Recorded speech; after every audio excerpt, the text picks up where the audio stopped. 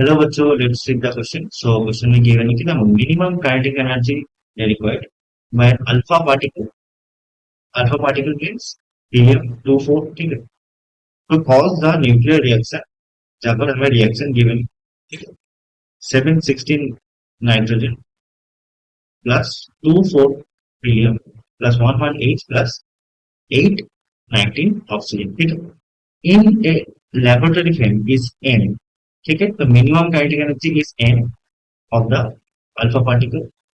Assume that nitrogen is at rest in the laboratory. The masses of NHE and H and O are can be taken to be 16.006 U, 4.003 U, 1.008 U and 19.003 U respectively. ठीक है, यहाँ पर U क्या है, 1 U is equal to 930 MeV per C square. तो यहाँ पर इनका वैल्यू क्या हो, ठीक है. सो इस क्वेश्चन का की कॉन्सेप्ट हो जाएगा, की concept that is nuclear reaction. Okay, nuclear reaction में क्या होगा, mass defect. Concept of mass defect.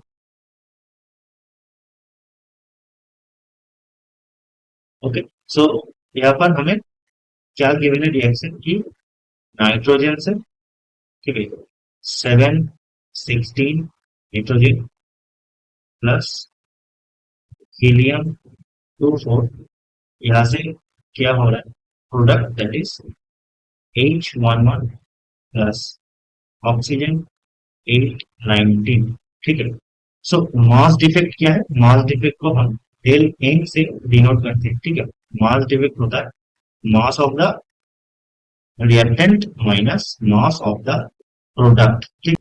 Mass defect is what, mass of the reactant, total mass of the reactant minus total mass of the product, ठीक है.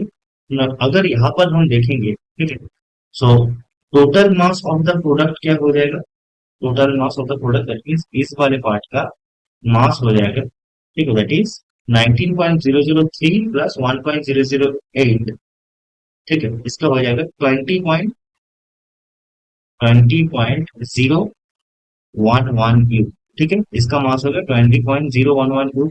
Okay, और reactant का अगर हम mass calculate करें that is 16.006 plus 4.003 that is 20.009 you, 009 you, ठीक है. ये क्या आ गया, ये आ गया मास ऑफ द रिएक्टेंट, ठीक है. तो अगर हम यहाँ पर देखें तो मास of the product is greater then mass of the reactant, ठीक है.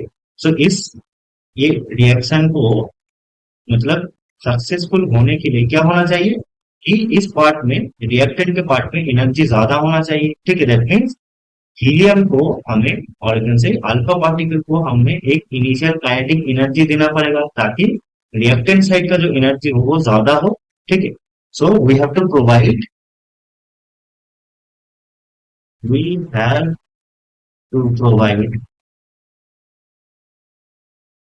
Kinetic energy to the alpha particle, ठीक है.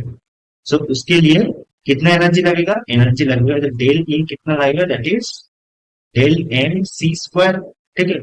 तो यहाँ पर डेल एम क्या है, that is difference between the mass of reactant and product.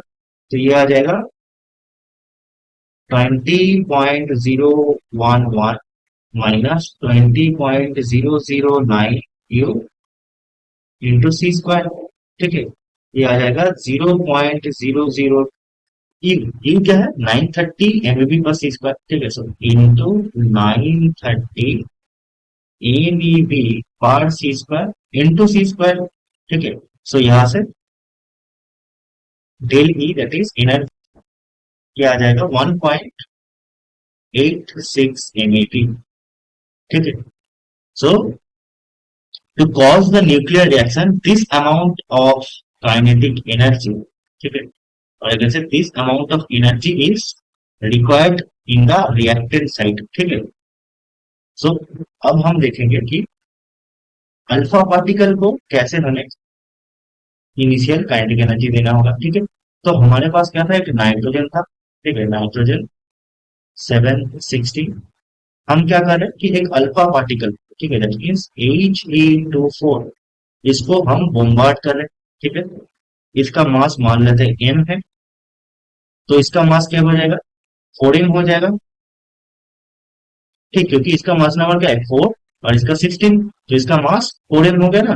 तो हम क्या कर रहे हैं कि इसको लेट से v वेलोसिटी से फेंक रहे हैं, ठीक है। That means initial kinetic energy of the alpha particle क्या होगा, हाफ एम वी स्क्वायर, ठीक है।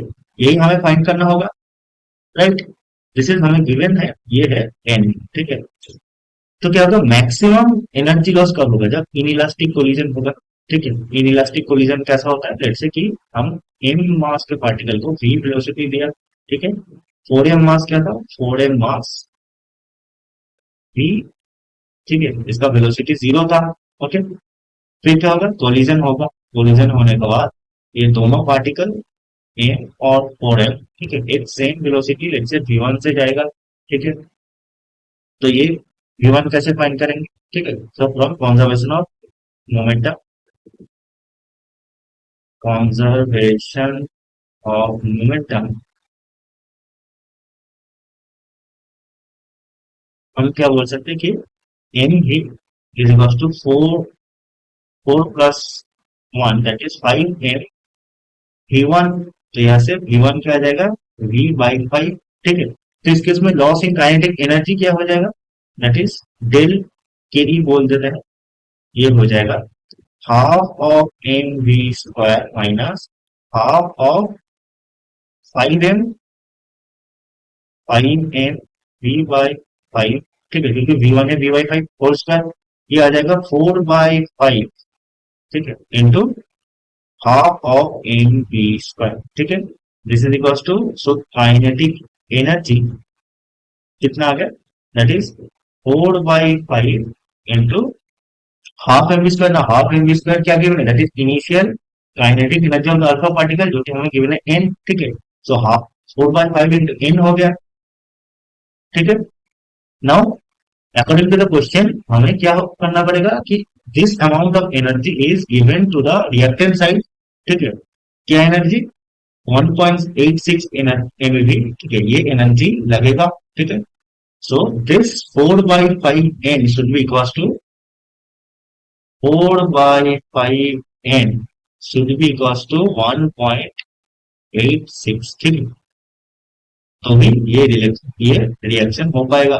तो यहाँ से n का वैल्यू आएगा, n का वैल्यू आएगा 5/4 इंटू 1.86, ये आएगा 2.325, ठीक है। इसको अगर हम 2 डेसिमल तक राउंड अप करें तो ये आएगा नियरली इक्वल टू 2.33, ठीक है। सो n का वैल्यू आएगा 2.3, ठीक।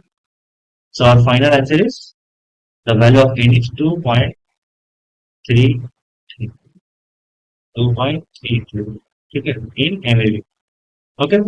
ये क्या है, this is 2.33 MeV, okay. So 2.33 is the final answer. Hope you understand it. Best of luck.